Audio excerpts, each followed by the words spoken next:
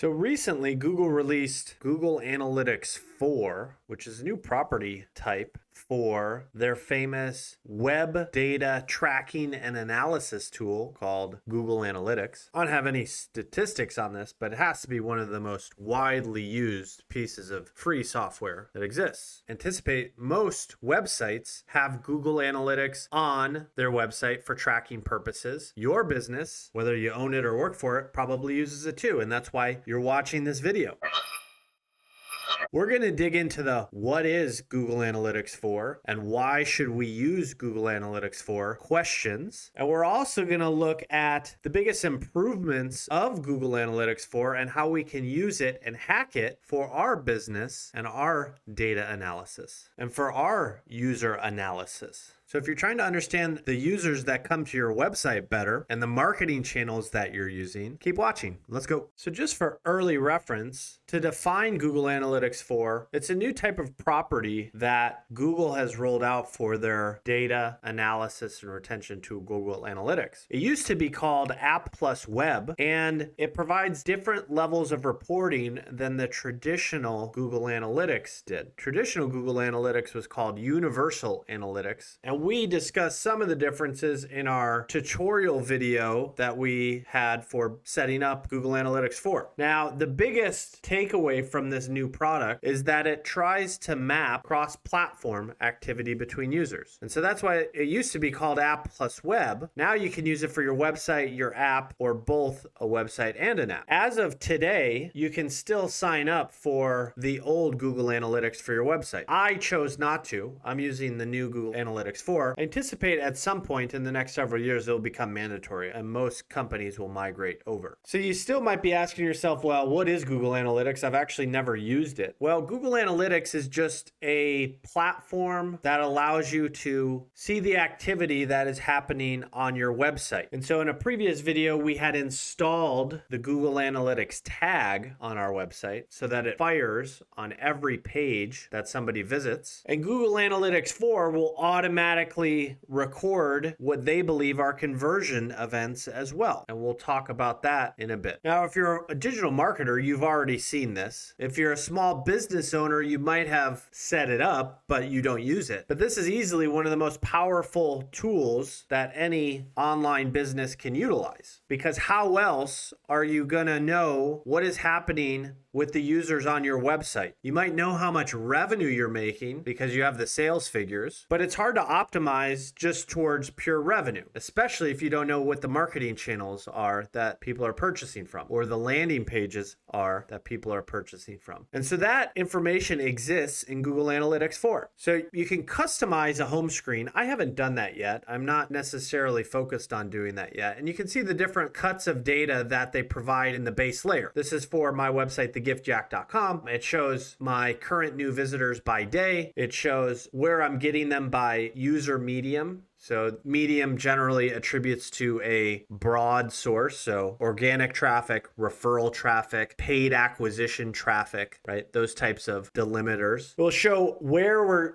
getting users from. So by country or state, whatever is more applicable to your business. And then there'll be a similar real-time aggregator that you can set up as well. And at some point, I'll spend my time and go in here and clean this up, but you can do some fun things here. You can add different widgets. You can have different trackers, and you can see everything in real time. And I'm assuming you're going to have more traffic than I currently have. I have, very few users coming to my site on a daily basis, but that will change in the future. And you might have thousands coming to your website, and you can watch in real time as you make changes and the effects that you're having on your users. Now, this life cycle area is where digital marketers spend the vast majority of their time. And I would say acquisition is the majority of that time spent as well. Because with acquisition, you can dig into the data on where your users are coming from, where your conversions are coming from a campaign, a source, or a medium perspective. This is the overview page, but as you get more granular within Google Analytics, you open up more granular data. And you can set different columns here for whatever is important for you. This gives you a sense of some of the data cuts that you could look at and evaluate. You can do it within the platform itself, or you can always download this data and analyze it through Excel. You can set up different scripts and formulas, and I'll have future videos on maybe the basics of setting up Excel formulas and what's important. We're just going to be walking through the really important pieces of Google Analytics 4 today. And this filter menu down here is where you can change the view that you want to take from analyzing your data. Right now it's on medium, but if you're running campaigns in different advertising platforms, or if you're running different ad groups, or if you're looking to measure based on the creative ID, you can filter those very easily and parse the data. So within traffic acquisition, you can see that we have a similar filtering that we had in the previous group for user acquisition. The difference is this is segmented out by session. And I think it's worthy of calling out, at least from a high level and from layman's terms, because again, I don't think this needs to be a technical deep dive, but sessions are a group of user interactions with your website that take place within a given time frame. So in the past version of Google Analytics, a session can comprise of page views, events, and transactions. And they're typically defined as having ended once there has been a 30-minute period of inactivity or another qualifying events resets the session. However, with Google Analytics 4, session metrics are derived from a specific event and are automatically collected. The duration is based on the time between the first and last event in the session. And so this can lead to differences in the data that you will see from a session base between the two if you're using both properties. We're only using Google Analytics 4, so it's not going to affect us. And realistically, I'm not going to be digging in this deep, and I doubt you will be either from a user/session perspective. They give a little bit more information on how sessions are counted between the two properties. So in the old version of Google Analytics 4, hits can be processed if they arrive within 4 hours of the close of the preceding day. So you have a little bit of lag time in terms of when a session is recorded. With Google Analytics 4, though, events can process up to 72 hours late, and this can cause some lower values to be reported, especially as it relates to apps, because again, remember, Google Analytics 4 ties together a website and a mobile app user data. And then finally, just from a user perspective, Google Analytics 4 is again going forward with this automatic detection of activity, as they did in the session count, versus the old Google Analytics 4, which needed a firing of an event. So it had more to do with page loads and the tags that you had on the page. And so to pivot back, you can look at the data from a session standpoint or a user standpoint. And then under audiences here, you can aggregate the data for your audience. And these audiences can be built natively within Google Analytics 4. As you can see, I've just recently set up some of my own audiences. This first one, all users, is automatically generated by Google Analytics. My visitor audiences are just anybody who lands on my website over a period of time. So this one is 180 days. This one is 30 days, 14 days, 7 days, 1 day, right? There's a waterfall effect. And the reason you want to build out an audience layer like this is so that you could potentially use them in advertising platforms as either targetable audiences that you want to remarket to. So somebody who visited my site in the last 30 days, maybe I want to send them an ad to tell them to come back. Or you can use them as negative audiences as well. So maybe you're trying to advertise on Google and you're trying to find new users. Well, why would you ever include users that have already been to your website? You're not going to find a new user that way. And so you'd want to add them as a negative. That is best practice within any paid acquisition advertising. So you should think through what audience you're trying to reach and perhaps have Google Analytics data that you can use as that audience. You can also build the audiences in the advertising platform, just as a note. And then finally, I have some ad click data as well. So the next layer that we can dig in through for Google Analytics 4 is through events, or engagements rather. So the engagement overview is definitely different versus the old Google Analytics 4. And why is that? Well, within Google Analytics 4, there's already quite a few events that have been populated validated here by Google. So not only do we get an event for page view, so somebody viewing the page, but they also have an event called user engagement. We also have the ability to measure how many users are scrolling. Not only do they land on the page or engage with it in some way, but they're also scrolling down the page. So you could effectively use that as a metric that you could ostensibly analyze and optimize against, right? If you have a headline and a featured image that you want to test, well, the best litmus test to that is, does somebody even scroll? Do they go past the headline or do they just back out? And I think most importantly for me, Google Analytics 4 has already set up this click event. And this click event is great because it's somebody clicking out to Amazon. They knew that that was a conversion event for me, and they were able to tag that immediately after setup. And so we've gone through tutorials on how you can set up event tracking within Google, within Facebook. We've talked about it on Pinterest. We didn't have to do anything within Google Analytics. It just knew that this was a conversion event for us. Additionally, you'll be able to see different pages that are getting the most love from a view standpoint. The events and the pages screen here just give us more details if we are interested.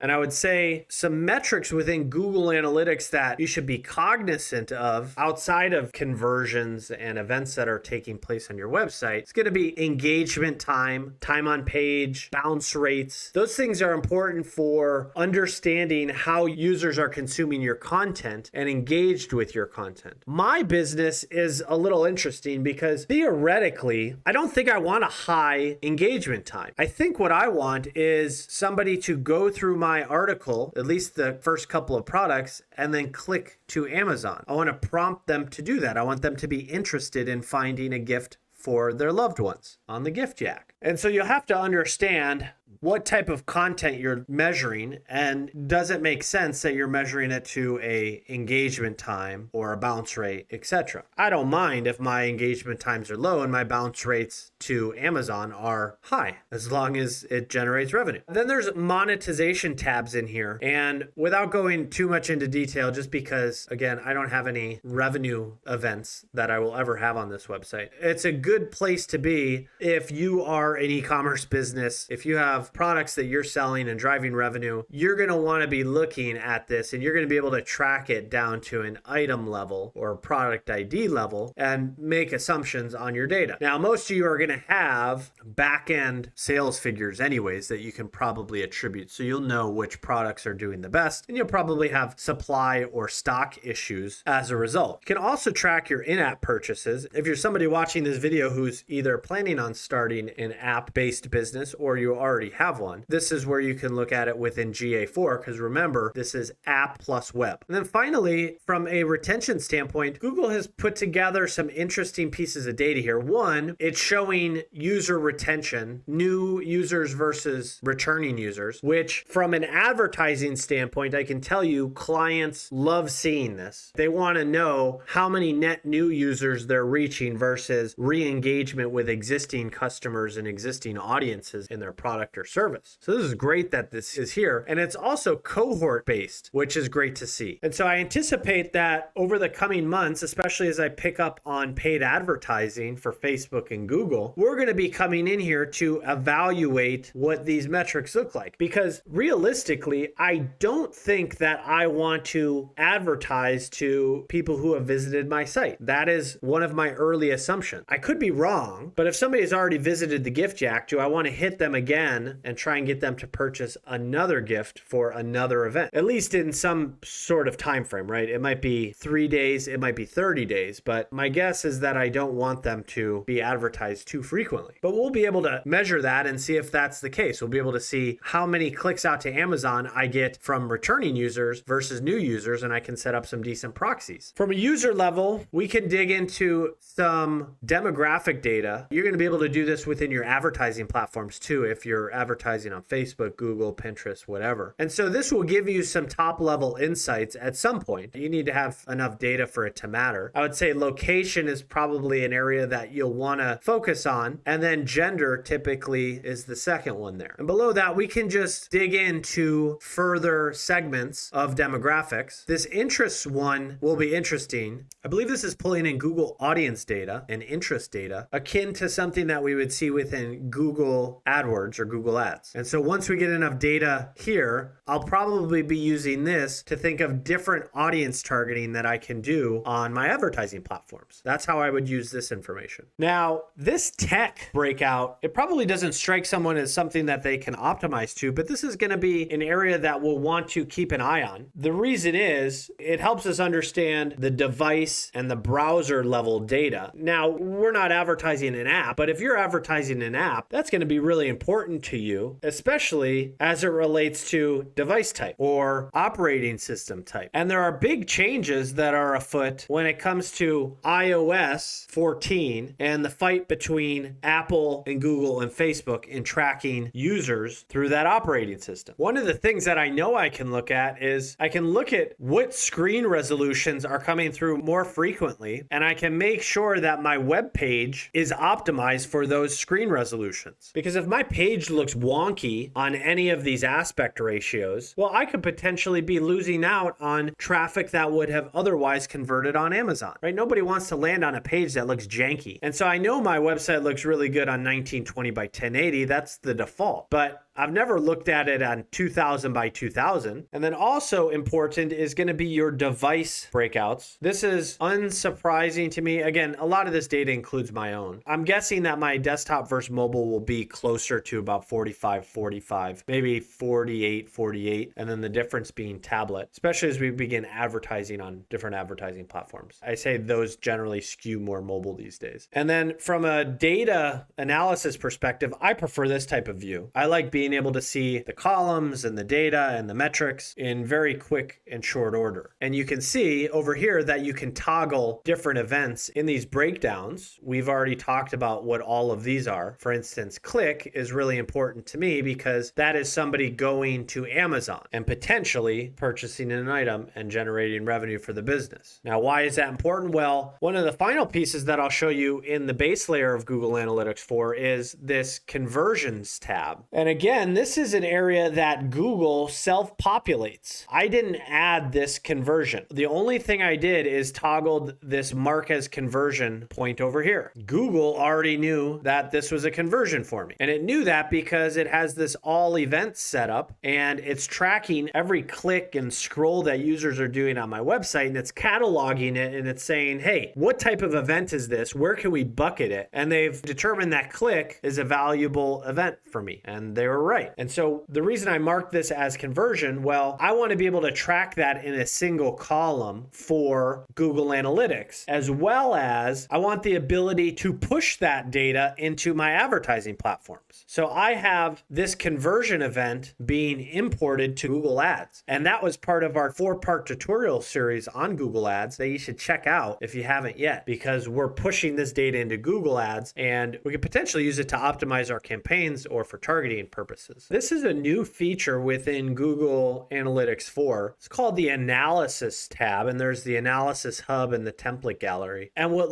this looks to be are some base layer templates that you can set up that are going to auto import some analysis functions that you can do. So within exploration, it looks like we can do some custom charts and tables, which was available in the original Google Analytics. This is probably a little sleeker. We can also do some funnel analysis and break down and analyze the multi-steps within the funnel. And if you have a long funnel for your product or your service or whatever it is, this is going to be great to see where the fall off happens, because you're going to have fall off within any funnel. 80% of the users are going to click this, only 40% of the users will click after that, and then only 10% of the users will actually do the conversion event. Well, how can we improve that funnel? What tests can we run to improve it? You don't know unless you have the data. And then additionally, we can run some path analysis and understand the different paths that users are making their journey to a conversion event or to our website. So I just clicked the exploration one, and this is a pretty sleek new view. It's effectively like a pivot table, and you can drag drag and drop different items that you want to analyze. And you can drag and drop. We put gender in here. Right now, it doesn't have any gender specific data. Or we could go ahead and add different dimensions by hitting that plus button. And we could look at different acquisition sources. We could look at different advertising pieces. Here's an interesting thing. What if you have your ad source or ad format in there? Does that help you analyze your paid traffic better? And can you optimize more efficiently? You can do behavior, e-commerce, a bunch of different filters or dimensions that we can add for some analysis. So that new analysis tab is great. Here's an important piece to those folks out there who are watching this video who already have Google Analytics set up, the old version called Universal Analytics. You don't need to hot swap those. You can create a new property for just Google Analytics 4 and start tracking the same data that I'm able to track using my Google Analytics 4. It will just be in a separate property. So it's not going to overwrite your old content. And so if you're looking to do that, you just have to follow these instructions. Go to your admin under property and then upgrade to GA4. And then you need to create a new Google Analytics 4 property. And then you'll want to read this help doc on Google Help for connecting site tags before you do that. So you can see that URL right there. I would read through this documentation if you have a site that you're looking to get GA4 set up on. So there's one feature that I want to call out that I don't have the data on, just on my users. So I'm using this screenshot from Search Engine Journal to call it out. But there are smarter insights through GA4 that you're able to pull in, or rather that Google is able to pull in for you due to their machine learning. And so one of those is churn probability. In this example, Google is calculating the churn probability of user groups based on their source. So in this case, they're highlighting this Googleplex source and this partner source as having upwards of 60 to 70% probability of churning as a user for this company. And so you can use some of these insights as some leading indicators to where you can allocate resources and time in fixing the gaps in your marketing funnel. Now, do I expect this to be 100% accurate? No. Google is doing a lot of back-end modeling and filling the gap of data with their machine learning, and it's going to go through iterations and different phases. Do I expect this is where the future is going in marketing? Yes. I can't even imagine 20 years from now the capabilities that these platforms or new incumbents are going to have in terms of analyzing us as users, us human beings as users on the internet, and being able to parse out and identify these slight indicators that will say this person's probably going to churn or they're probably going to stop using your product. And that's going to be, I don't want to say a scary world, but it's going to be a different world. I think the last 2 decades has been kind of an eye-opening piece to how far these tech companies can go in terms of tracking us as users and as small business owners or product owners, how we can use that data for our own businesses. Google Analytics 4 is on the cusp of that. They're trying to solve one of the biggest problems, which is cross-channel attribution and analysis between an app and a web property. By now, you should be quite the expert on what Google Analytics 4 is all about and why you should use it for your business or upgrade it for your website. We walk through all the main dimensions and ways that we can analyze our user data, and we will for the Gift Yak going forward. If you like this video, hit that subscribe button and watch the next one. Thanks so much. Bye-bye.